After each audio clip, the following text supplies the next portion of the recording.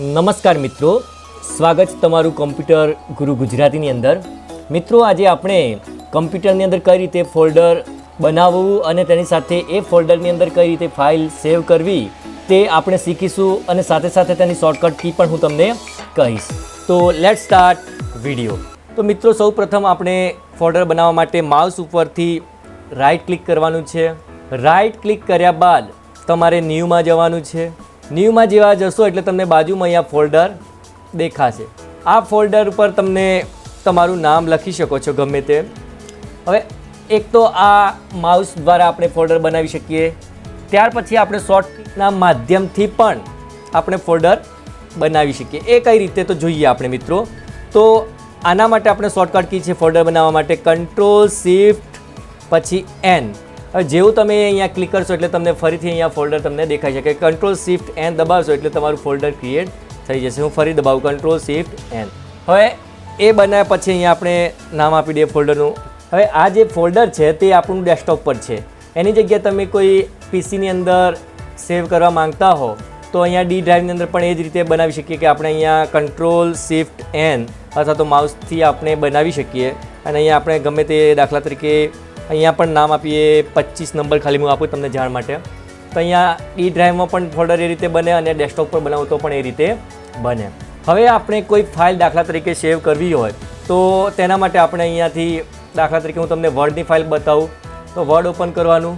એમ બીજો કોઈ પણ પ્રોગ્રામ હોઈ શકે. તો અહીંયા વર્ડ ઓપન થઈ ગયું છે. ખાલી તમને બતાવવા માટે હું એક સેન્ટેન્સ લખું, this is my first word document file. હવે આ ફાઇલને આપણે સેવ કરવી હોય આપણા ફોલ્ડરની અંદર તો મિત્રો કઈ રીતે થાય? તો તેના માટે તો પહેલાં તો અહીંયા ફાઇલ પહેલી વખત સેવ કરતા તો ફાઇલ સેવ એઝમાં જવું.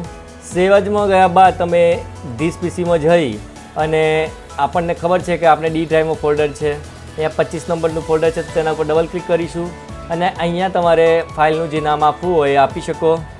First file. હવે અહીંયા તમને દેખાય કે આ ફાઇલ ક્યાં સેવ થઈ રહી છે. તો ધીસ પીસી લોકલ ડિસ્ક અને અહીંયા 25 આ તમને દેખાય એટલે તમારે ચેક કરી લેવાનું કે તમારા ફોલ્ડરમાં તમારી ફાઇલ સેવ થઈ છે. તો ઘણા મિત્રોને અમુક વખત ફાઇલ ગમે ત્યાં સેવ કરે અને પછી ફાઇલ જ્યારે એક્ઝામમાં પ્રેક્ટિકલ હોય તો ત્યારે મળતું નથી. તો આવું ન બને તે માટે ચેક કરી લેવું. તો અહીંયા આપણે ફાઇલ સેવ કરીએ. હવે તમે જોઈ શકો કે અહીંયા ફર્સ્ટ ફાઇલ એમ ઉપર લખેલું આવે છે. હવે અહીંયાથી આપણે ફાઇલને ક્લોઝ કરી દઈએ અને આપણે ડી ડ્રાઈવમાં જઈ અને જોઈએ કે આપણી ફાઇલ ધીસ પીસીમાં 25 નંબરનું ફોલ્ડર છે ત્યાં સેવ થઈ કે ના થઈ. તો અહીંયા તમે જોઈ શકો કે ફર્સ્ટ ફાઇલ ઓપન થઈ ગઈ છે અને અહીંયા તમને એ ઓપન થયેલી દેખાય. હવે આ જ ફાઇલને આપણે ડેસ્કટોપ પર સેવ કરવી હોય તો સેવ એઝમાં જવાનું. ફરીવાર આપણું જે ફોલ્ડર ડેસ્કટોપ પર હતું અજીત નામનું, ફાઇલનું નામ બદલવું હોય તો બદલી શકાય, પરંતુ આપણે બદલતા નથી. અહીંયા જઈ અને આપણે અહીંયા ડેસ્કટોપ પસંદ કરવાનું. ડેસ્કટોપ પસંદ કર્યા બાદ અહીંયા અજીત નામનું ફોલ્ડર છે તેના ઉપર ડબલ ક્લિક કરવાની અને અહીંયા આપણે નામ બદલી નાખીએ, કામ કરીએ ફર્સ્ટ 25. તો અહીંયા આપણે સેવ કરીએ તો ડેસ્કટોપ પર આપણે ચેક કરી જોઈએ ડેસ્કટોપ પર છે તો અહીંયા પણ ફાઇલ તમને ફર્સ્ટ 25 નંબરની જે જોવા મળે છે. તો આમ આપણે આપણું ફોલ્ડર બનાવી શકીએ છીએ અને એની અંદર આપણી ફાઇલ સેવ કરી શકીએ છીએ.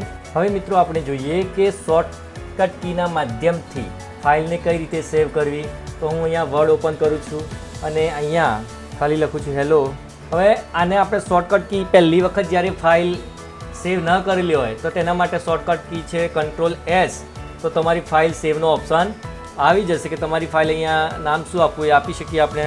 હું 1 આપું ખાલી અને પછી ડોક્યુમેન્ટમાં આપણે જે પીસીની અંદર જ્યાં ફોલ્ડર હોય અહીંયા ડેસ્કટોપ પર મારું અજીત નામનું ફોલ્ડર આવી ગયું છે તો ત્યાં આપણે આ ફાઇલ સેવ કરી શકીએ કંટ્રોલ એસ. પરંતુ આપણી ફાઇલ જ્યારે એક વખત સેવ થઈ ગયેલી હોય, અહીંયા હું ડેસ્કટોપ પર ઉપર સેવ કરું છું એટલે અજીત ડેસ્કટોપ પર બતાવે છે, પરંતુ આ ફાઇલ એક વખત સેવ થઈ ગયેલી હોય, જે વખત આપણે સેવ કરવી હોય તો અહીંયા ફાઇલમાં જઈ અને પછી સેવ એઝ આવે તો જેનાથી આપણે બીજી જગ્યાએ ફાઇલ સેવ કરી શકીએ. તો અહીંયા આપણે ડી ડ્રાઈવમાં આપણે સેવ કરવું હતું કે બીજી ફોલ્ડર આપણે ડી ડ્રાઈવમાં છે 25 નંબર નામનું, તો તેના માટે આપણે સેવ એઝ કરી શકીએ. સેવ કરવાથી આપણી ફાઇલ પછી સેકન્ડ વાર સેવ થશે નહીં.